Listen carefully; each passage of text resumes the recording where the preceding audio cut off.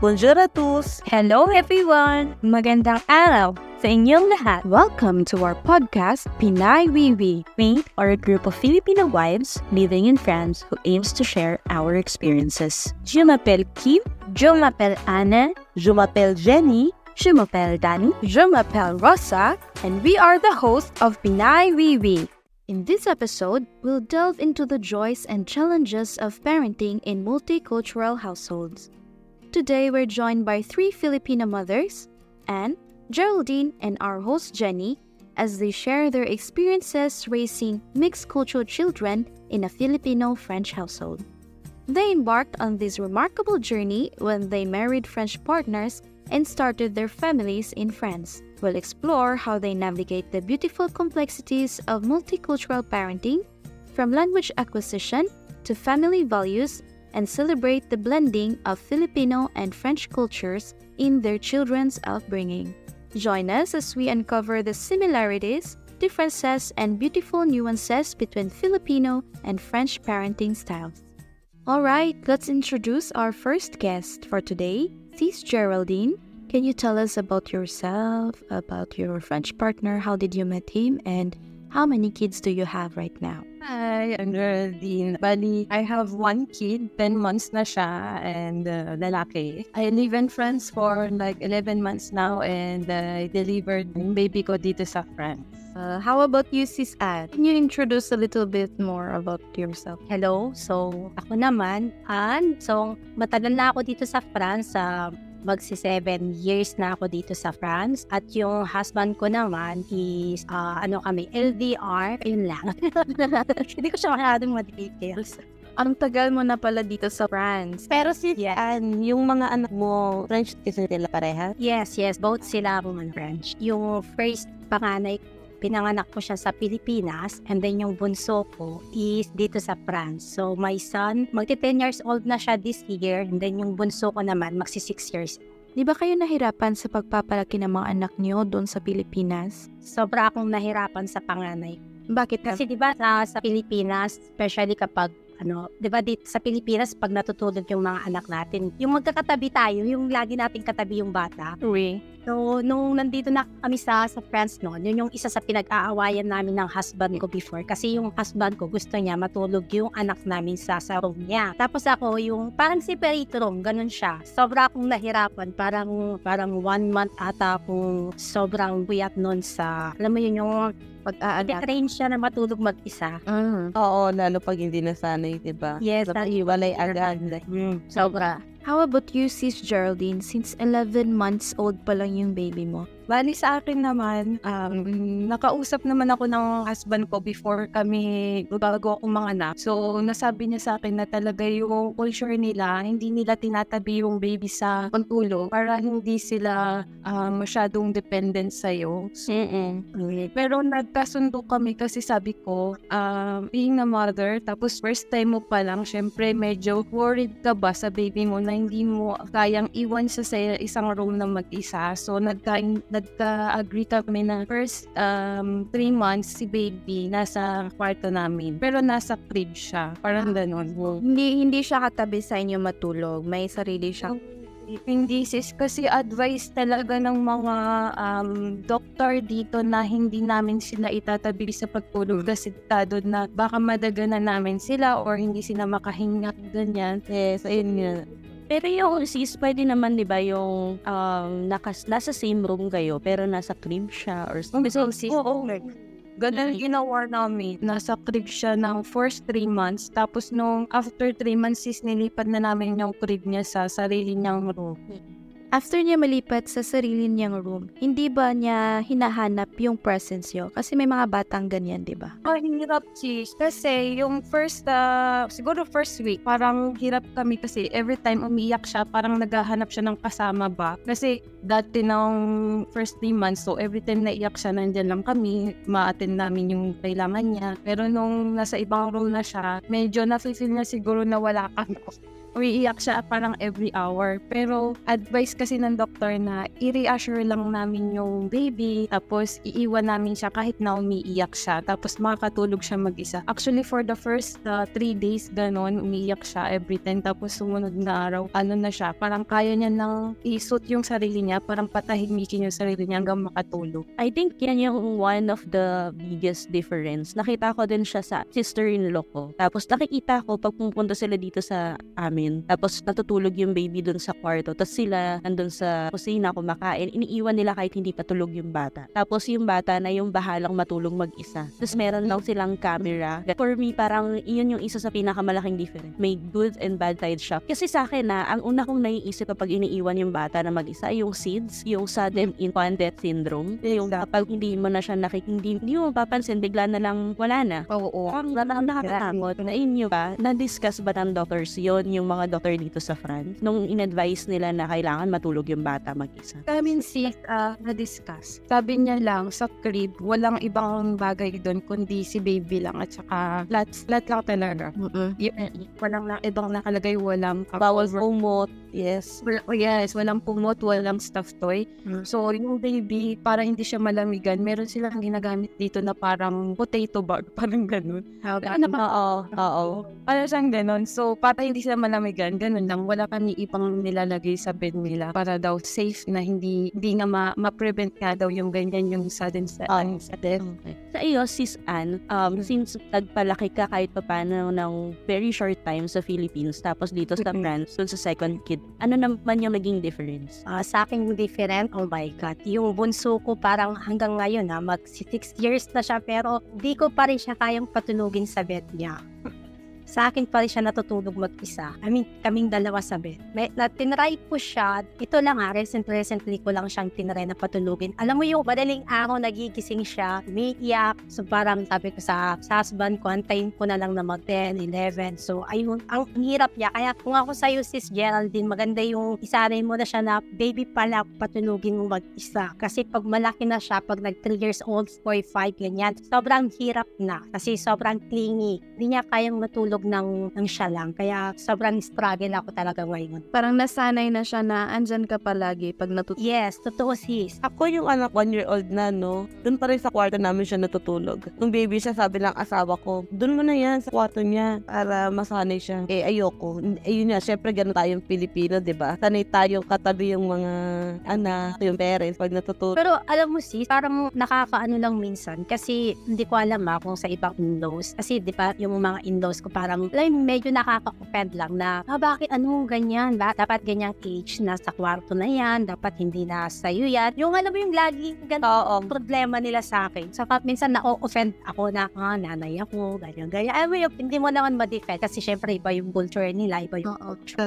Kasi sa kaibahan ng parenting styles dito, which I think naman is beneficial for both of them, for the kid and for the parents as well. Kasi nga, yung parents, makakatulog sila ng mahimbing. At the same time, si baby, hindi na didisturbo yung sleep niya. At saka, it takes time talaga to train the baby to sleep alone sa kanyang crib. Di din natin maiwasan na may masabi yung parents ng mga asawa natin kasi nga iba yung kultura nila sa pagpapalaki ng bata which is different from ours. Kaya kailangan din natin mag-adjust ng konti sa mga practices natin sa pag-aalaga ng bata. But who knows kasi tayo naman yung parent, diba? Hindi naman sila yung parent. So we can get their advice on the parenting but mothers knows best for their child. Totoo yan. Hini ko, yung baby ko, nung na-start na siyang matulog mag-isa, 12 hours na sleep niya talaga tuloy-tuloy. Ako pa yung gumigising para lang bigyan siya ng milk. Alam mo yun kasi, as a mother, parang tayo, sanay tayo sa Pilipinas na baka gutom na anak na. Oo, diba?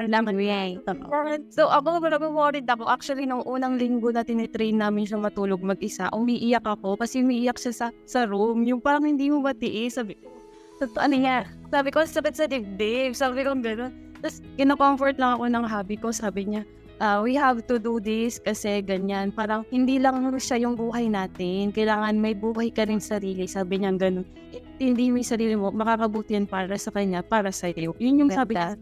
Sabi ko, okay. Kasi after noon, na-realize ko na totoo nga kasi nakakatulog kami pares ng husband ko ng matino sa gabi. bilang mga magulang dito sa France, ina-apply niyo rin ba yung mga natutunan or mga advice ng mga parents ninyo dito sa France? Yung kunyari, parenting. For example, ina-apply ko siya na yung mga anak ko, pag nag-meet siya ng mga ibang Filipina dito, hindi siya nagbibizo, kundi nagmamano siya. At parang, yes, talagang mano. Tapos lagi niya sinasabi, mano po, lahat dito. Yun. Lagi kong sinasabi sa kanya na huwag mo masyadong gamitin yung basta magmano ka lagi, ganyan. Yun yung isa sa sinasabi ko sa panganay. Lagi siyang magmano, opo, yun. Laging may po at opo. Naalala ko lang yung mga kaibigan kong Pinoy doon sa previous na tahanan namin. May mga anak din sila. Yung isa, pinapalaki niya yung bata na alam yung Tagalog at saka nagmamano po din siya sa amin at tinatawag niya kaming tito at saka tita. How about you, Sis Jenny? Paano yung anak mo nung dinala mo dito? Siyempre, lumaki siya sa Pinas. Tapos, ngayon, nandito na siya sa France. Paano yung parenting mo sa kanya? Ganun pa rin or balance? French and then Filipino style pa rin? Yung Yun, syempre adjusting para sa aming dalawa, di ba? Kasi sa Pinas, kami na dalawa. Tapos dito, kailangan, andyan yung husband ko, lagi syempre nakasilip. Bakit ganito? Bakit ganyan? Kasi di ba iba sa atin, iba naman dito. So, yun, yung bago kami, medyo ilang pa kasi hindi ko masyadong ma-apply yung pagdidisiplin natin sa Pinas. Tapos iba din dito sa atin. Kaya, medyo mahirap. di ba, lahat tayo, syempre, nandito sa France. Lumaki tayo sa Pinas. Tapos ngayon, may mga anak na po kayo. May mga anak. So, ako wala pa. Kasi, parang curious lang ako. Kasi, di ba, ang both parents, magkaiba kayo ng culture. Ano yung way ng language ninyo sa bahay? Curious lang ako. Kay Sis Geraldine o Jenny and Sis Ann. Yan po. Sa akin, sis, nag-usap naman kami ng husband ko na parehas naming tuturuan ng language natin yung bata. Kumbaga, tuturuan ko siya mag-Tagalog, siya in French niya kakausapin. And then, sa school kasi parang bilingual na ngayon, so tinuturo na rin yung English. So, ako mas gusto ko din natuto siya mag-Tagalog kasi pag uuwi ng Pinas, syempre mga pinsan niya, para makakausap niya, yung lolo at lola niya, para makakausap niya. So ngayon, ganun ko siya kausapin, Tagalog talaga. So pag sinasabi ko, kakain ka na, or tutulog na tayo, ganyan. Tagalog ko talaga siya kausapin. Ako kasi more on French. Kasi nasanay na din ako na araw-araw ganun yung salita namin dito. Saka yung panganay ko kasi sinasanay ko rin siya sa French. Kaya yun, more on French kami. Pero gusto ko pa rin siya turuan ng Tagalog. Siguro balang araw pag 3 years old na siya. Kasi ngayon nga parang hirap siya magsalita kapag iba-ibang language yung naririnig niya. Baka pag nag-start siya magsalita, tuturuan din siya paunti-unti ng Tagalog. Pero by now siguro para lang madali niya ma-adapt. In French muna kami. Sa akin naman English kasi yun, parang advantage nila yun. Lalo na yung bunso ko, English ko siyang kinakausap para kasi ngayon meron na silang English na pinag-aaralan. Kumbaga yung anak ko nasa top 1 na siya.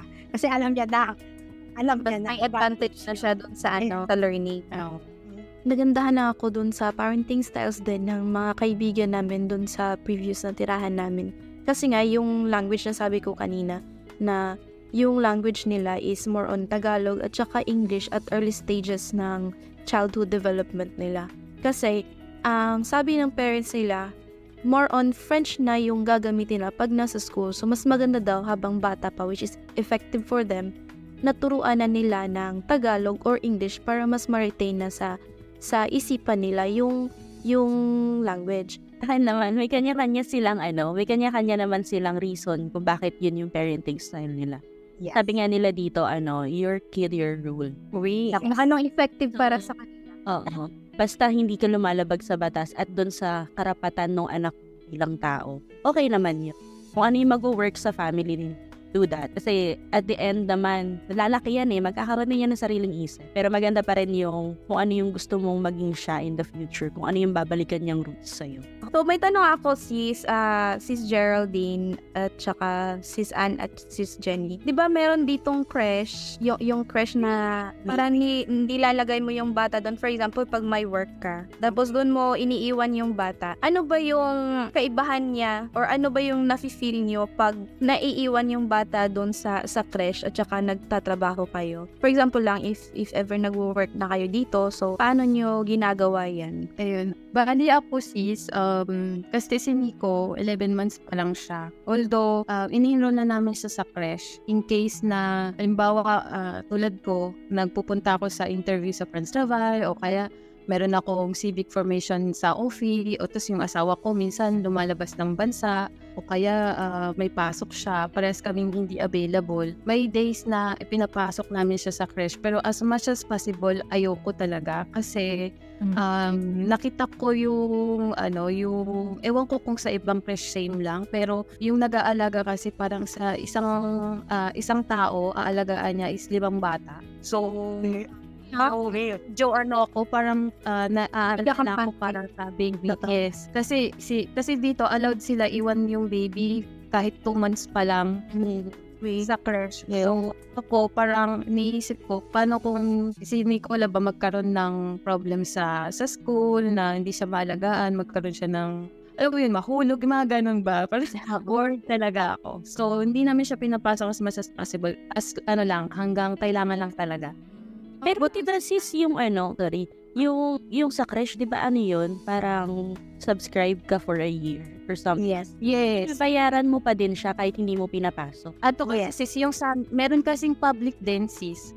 Halimbawa yung Mary, iaalaw ka niya, for example sa sitwasyon namin, hindi ako nag-work. Allow lang sa akin mag-iwan ng bata twice a week. Tapos 4 hours lang yun. So, inaalaw lang nila yan na gano'n. Pero kung halimbawa, gusto kong iwan pa siya more than that, kailangan ko magbayad pa. Okay. Ngayon ko lang narinig yun. Usually na naririnig ko yung creche na mahal. Meron din palang. May public tsaka may government, may private fees na creche. How about you, Sis Anne? Na-experience mo din ba iwan yung anak mo sa creche? Na-experience ko before, no, isa pala yung anak ko nung nagpo-formasyon ako. Kailangan kong iwan yung anak ko, pero hindi siya sa creche, kundi sa iniiwan ko sa bahay nung nono. Ano yung nuno? Nono yung nani. Nani. Okay.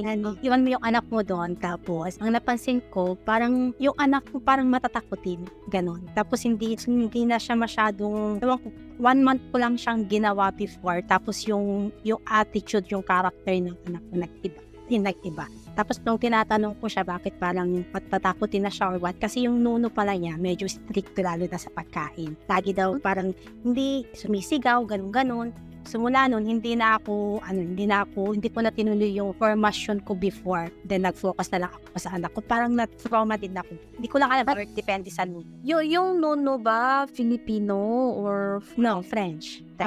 kasi matatakot ka talaga pag ganyan yung mangyayari, makikita mo yung changes ng anak mo, di ba? Oo, matatakutin na kasi stricto sa pagkain.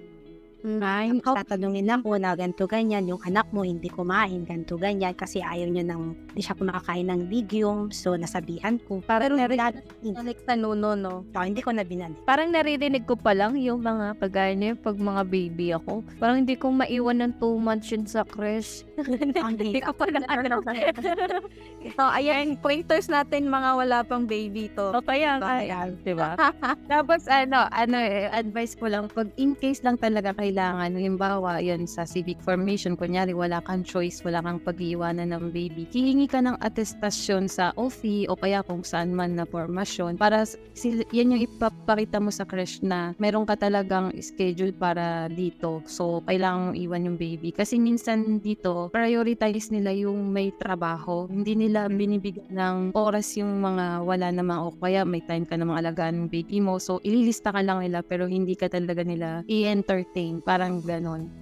So, how about si Sis Jenny, na napasok mo na ba ng creche yung baby mo? Ako hindi pa. Pero ngayon, sa mga narinig ko kay Sis Anne at kay Sis Geraldine, parang ayoko.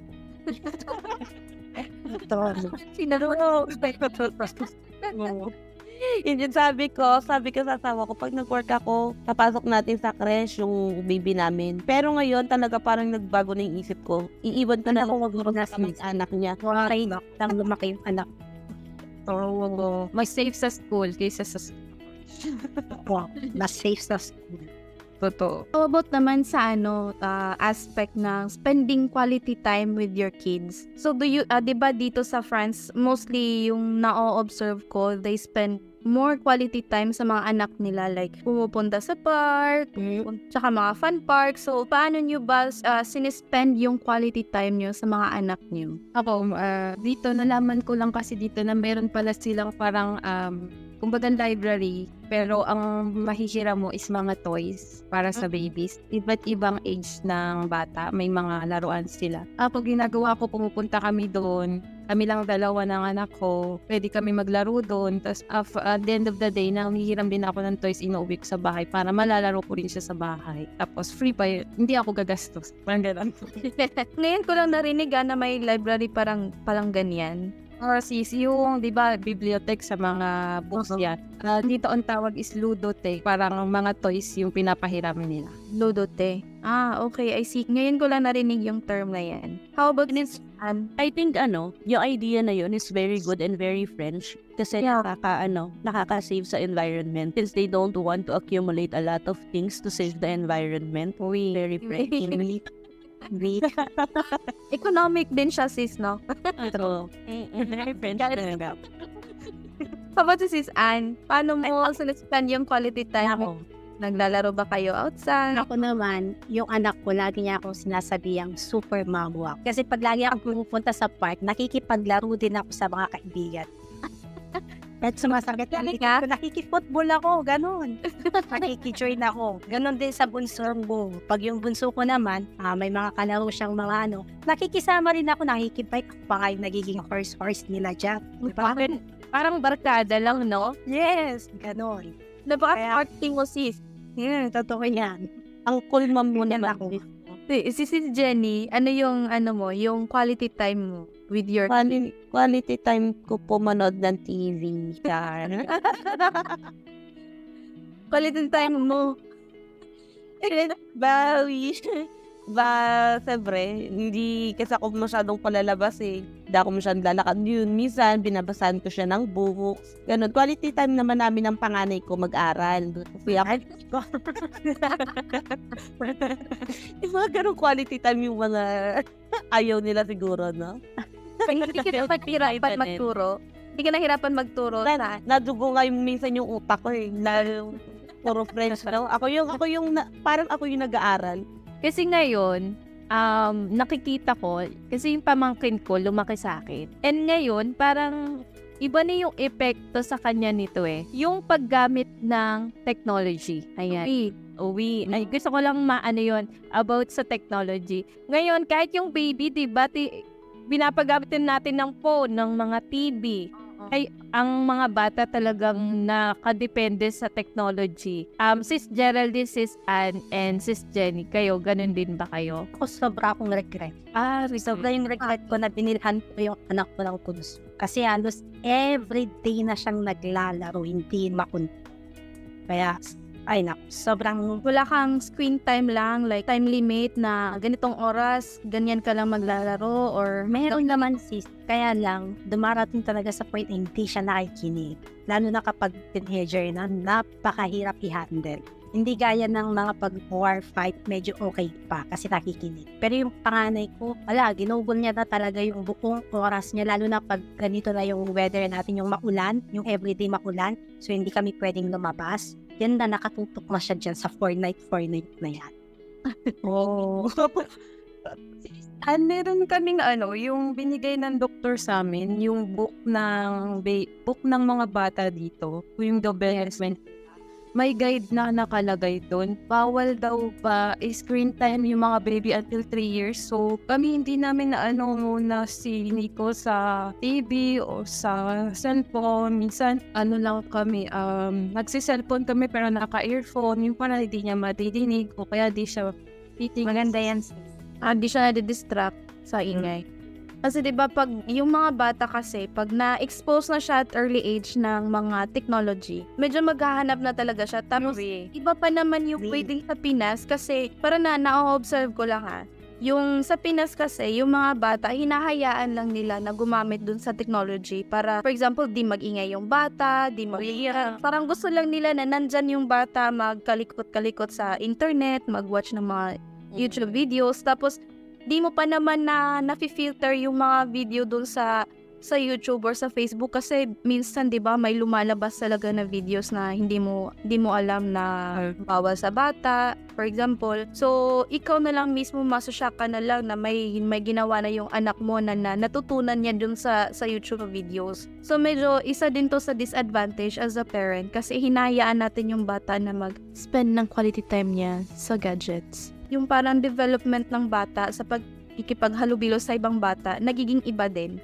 Kasi hindi sila masyadong exposed sa makipaglaro. Kasi diba, back at the time na tayo, mga bata pa tayo, diba mahilig tayo maglaro sa labas, pupunta tayo sa labas, naghahanap ng mga kalaro. So yung mga bata ngayon, medyo natatakot na silang makipaglaro dun sa ibang bata. Kaya yun lang minsan na-observe ko sa mga bata dun sa Pilipinas. Hindi ko lang alam dito kasi medyo strict sila sa Dito mas malala. Actually, mas malala dito kaysa sa Pinas. Sa Pinas, may nakikita ka pang mga batang naglalaro sa labas.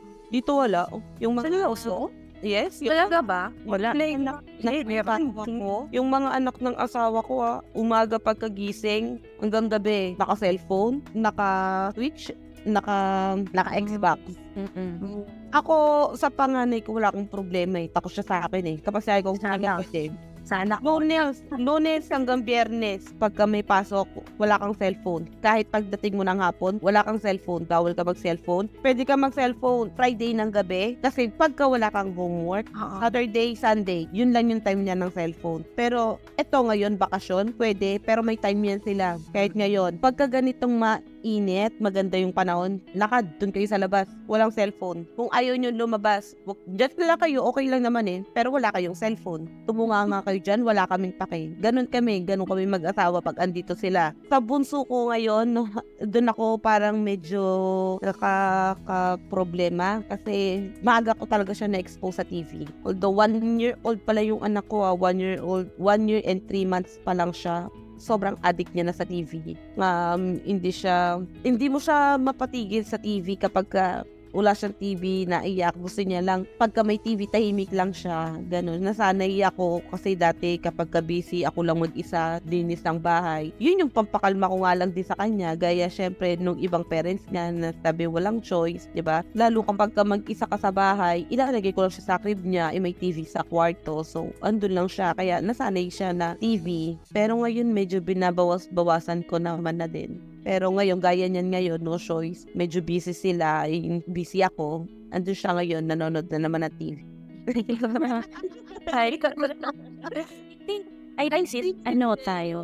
I think okay lang kapag mga paminsan-minsan lang. Tsaka I also think, nandun pa rin tayo sa kailan lang ba sumikat yan? Kailan lang ba na-invento yung mga yan? Yung mga result nung paggamit niyan, ngayon pa lang nagkakaroon ng mga studies kung ano yung bawal at hindi. So, nakikita ko iba-ibang iba yan. Tapos parang every year, iba yung result ng study. Kung ano yung good and bad. Nandun pa rin tayo kasi bago siya. So, hindi pa natin talaga alam ano yung tama, ano yung hindi. So ngayon, may kanya-kanya rin tayo ng perspective na, this is what helps me. This is what makes our life easier. Which is yung purpose ng mga ganyang bagay na ng mga na-invento ng mga gadgets, di ba? Parang to make your life more efficient. Oo, may advantage siya kasi yung mga bata na nag-YouTube, ang galing nilang mag-English, ang galing nilang mag-make-up, dami. Alam, may British accents pa sila. Diba? Pero siguro kasi talaga, marami pa tayong kailangang aralin dun sa aspect na yun. Sa tingin ko lang, yung mga parents, meron tayong sariling instinct. Hindi naman ako parent, tayo ako. Pero yung mga parents, may sariling instinct sila kung ano yung best for their kids. Even before 80s, 70s, 60s, diba sabi nga nila, your mom knows best. Yes. Nasa sa'yo yan kung paano mo siya ipalalakihin, kung ano yung mag-work sa inyo. Pero be cautious dun sa mga lumalabas na studies na hindi pala siya maganda kapag sobra. Anything is good, pero in moderation. Wag lang ang sobrahan. To wrap up this episode, What advice can you give to our listeners who have the same situation as you, that are experiencing multicultural parenting here in France, and to us as well, who's preparing for motherhood? Since bago pa lang naman ako na naging nanay, so para sa akin, nag-a-adjust pa rin ako. So, ang payo ko lang, maging ready yung isip, yung katawan. Tapos, normal kasi tayo na parang akala natin handa na tayo. Pero pag nandyan na, meron tayong may fear tayo. So, bigla na lang dadating sa atin na, kaya ko palang gawin to. Akala ko dati hindi ko kaya. Parang iniisip mo pa lang ang hirap na, pero pag naging nanay ka na kasi, lahat kaya mong gawin para sa anak mo. So, sacrifice, willing ka gawin yun. So, huwag kang matakot.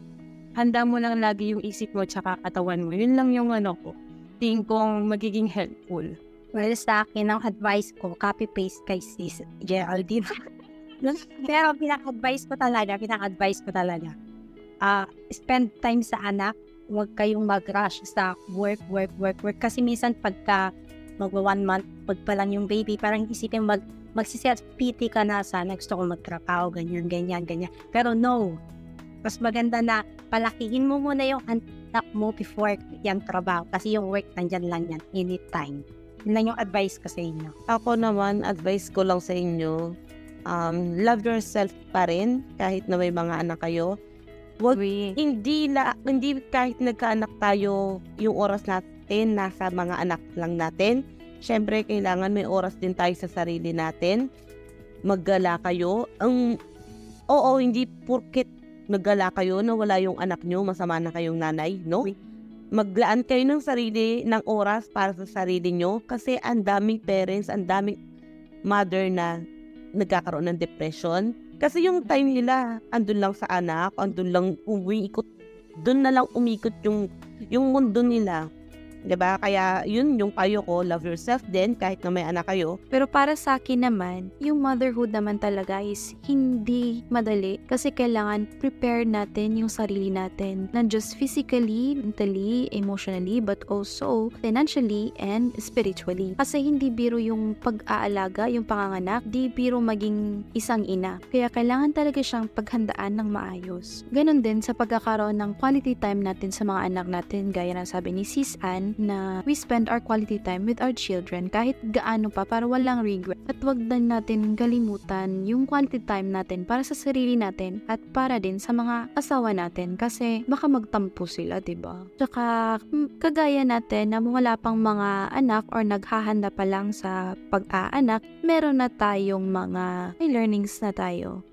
Ako, yung may idea ko dun sa mga binigay nilang advice sa atin. Kasi sa totoo lang, ngayong taon ay we're planning to have a baby. And sabi nga ng asawa ko, ngayon, tapos mo na ang OP, tapos mo na procedure mo, may 2 years ka na. Ngayon, pwede na tayong gumawa ng baby. Bibigay naman ni Lord sa tamang oras. Pero ngayon, sabi ko nga, nung mga nakaraan, nakakatakot. Natatakot ako kasi lalo ngayon, di ba sa Pinas, may mga magulang tayo na nandyan para tumulong sa atin, na mag-a-advise. Pero ako, nandito lang sa France, ako lang mag-isa, asawa ko lang. May biyanan naman ako na alam kong tutulong sa akin. Pero iba pa rin dahil...